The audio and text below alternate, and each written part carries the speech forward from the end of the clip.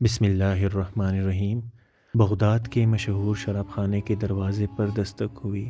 شراب خانے کے مالک نے نشے میں دھت ننگے پاؤں لڑکھڑاتے ہوئے دروازہ کھولا تو اس کے سامنے سادہ لباس میں ایک پروقار شخص کھڑا تھا۔ مالک نے اکتائے لہجے میں کہا، معذرت چاہتا ہوں، سب ملازم جا چکے ہیں، یہ شراب خانہ بند کرنے کا وقت ہے، آپ کل آئیے گا۔ اس سے پہلے کہ مالک واپس پلٹتا، اجنبی نے اس کے کندھے پر ہاتھ رکھ کر کہا، مجھے بشر بن حارث سے ملنا ہے، اس کے نام بہت اہم پیغام ہے۔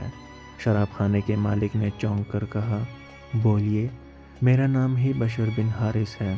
اجنبی نے بڑی حیرت سے سر سے لے کر پاؤں تک سامنے لڑکھڑاتے ہوئے شخص کو دیکھا اور بولا، کیا آپ ہی بشر بن حارث ہیں؟ مالک نے اکتائے ہوئے لہجے میں کہا، کیوں، کوئی شک؟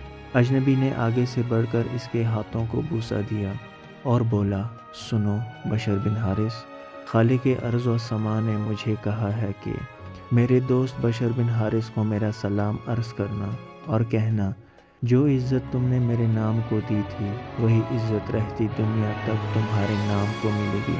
اتنا سننا تھا کہ بشر بن حارث کی نگاہوں میں وہ منظر گھوم گیا جب ایک دن حسب معمول وہ نشے میں دھت چلا جا رہا تھا کہ اس کی نظر گندگی کے ڈھیر پر پڑے ایک کاغذ پر پڑی جس پر اسم اللہ لکھا تھا۔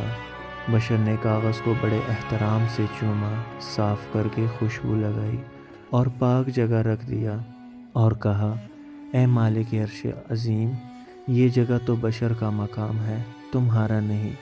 بس یہی ادا بشر بن حارث کو بشر حافظ رحمۃ اللہ علیہ بنا گئی۔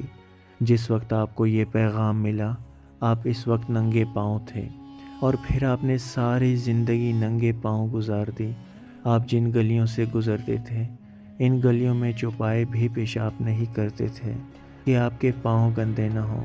وہی بشر حافظ رحمۃ اللہ علیہ جس کے متعلق اپنے وقت کے امام احمد بن حنبل رحمۃ اللہ علیہ فرمایا کرتے تھے، لوگوں، جس اللہ کو احمد بن حنبل رحمۃ اللہ علیہ مانتا ہے، بشر حافظ رحمۃ اللہ علیہ اسے پہچانتا ہے۔